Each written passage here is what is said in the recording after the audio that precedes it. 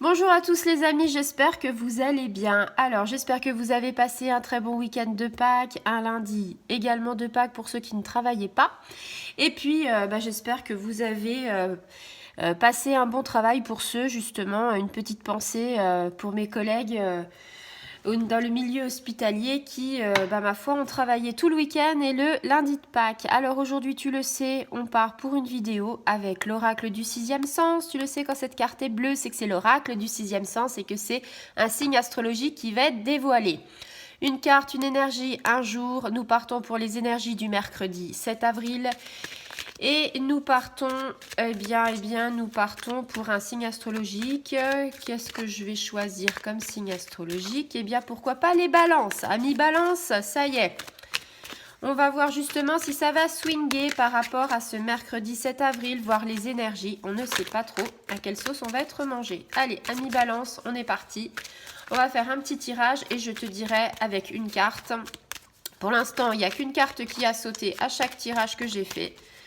Alors, est-ce que ça va se confirmer ou pas? Eh bien, nous saurons dans quelques temps. Et oui. Alors, j'ai envie de te dire, ami Balance, c'est pas une carte qui est, on va dire, magnifiquement top de chez top. Hein, ça, je t'apprends rien. Mais par contre, voilà, je te montre, hop, c'est la séparation. Alors, tout n'est pas négatif, je te rassure, mais tout n'est pas positif, ça c'est sûr. Ouais, là en ce moment, je suis en forme. Hein. Allez, on te parle de quoi? On te parle éloignement, solitude, absence. On te dit que, alors, il y a peut-être quelque chose, une situation qui a été compliquée. Peut-être que tu vis une situation actuellement et que ça t'a bouleversé. Peut-être que tu es déçu, que tu es triste par rapport à quelque chose. On parle même de douleur. J'ai envie de te dire... c'est quelque chose qui est arrivé soudainement, une situation que tu ne t'attendais pas, peut-être une nouvelle, et c'est quelque chose en fait qui t'a complètement, je dirais pas anéanti, mais ça t'a remis en question sur de te dire finalement la vie elle tient qu'à un fil. Donc je ne sais pas quelle est cette situation, mais en tout cas ça t'a donné quelque chose comme une tristesse, quelque chose, tu es déçu par rapport à des choses, peut-être par rapport à certaines situations de la vie. Tu te dis peut-être que c'est injuste et pourquoi toi ou pourquoi les autres ou pourquoi voilà. On te parle d'un éloignement temporaire ou définitif. Alors, on te dit par rapport à ça que au niveau sentimental, on te dit, voilà, tu as peut-être eu une situation compliquée par rapport à quelqu'un qui, justement, t'a fait du mal. Et ce mal, si tu veux guérir ton cœur. Et pour guérir ton cœur, il faut beaucoup de force, beaucoup d'amour. Et c'est compliqué, quoi. Donc, en fait, on te dit, il faut que tu aies confiance en toi. On te dit que il faut que tu te tournes vers des personnes en qui tu as totalement confiance.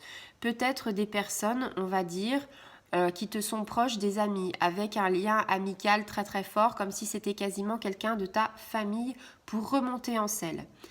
On te dit quelque part que on t'encourage à aller de l'avant si tu veux, et on te dit que les expériences douloureuses de la vie, ça devient de bonnes expériences. C'est ce que je te disais, on a tous, des fois je te dis voilà, on a tous des étapes, des épreuves à faire et on se dit pourquoi ça nous arrive. Ou alors ça nous touche, comment dire, cette carte de séparation, de déception, de tristesse, c'est peut-être pas forcément toi, mais c'est peut-être quelque chose que, on va dire, ta fille, ton fils, un proche, une collègue vit et en fait ça te renvoie, ça te fait mal au cœur, tu vois. Et au niveau sentimental, peut-être que tu n'as pas fait le deuil d'une séparation. Peut-être que tu vis toujours dans le passé. Tu es peut-être trop nostalgique. Tu fais un pas en avant, deux pas en arrière, tu vois.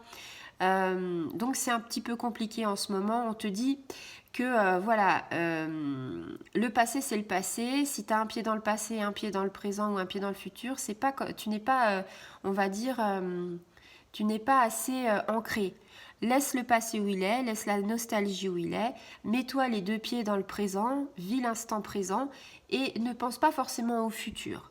On te dit gère tes émotions gère tes émotions au plus juste.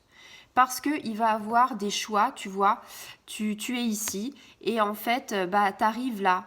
C'est la croisée, le carrefour de ton chemin, le chemin de ta vie, de ton chemin de vie. Alors, soit tu prends là, soit tu prends là.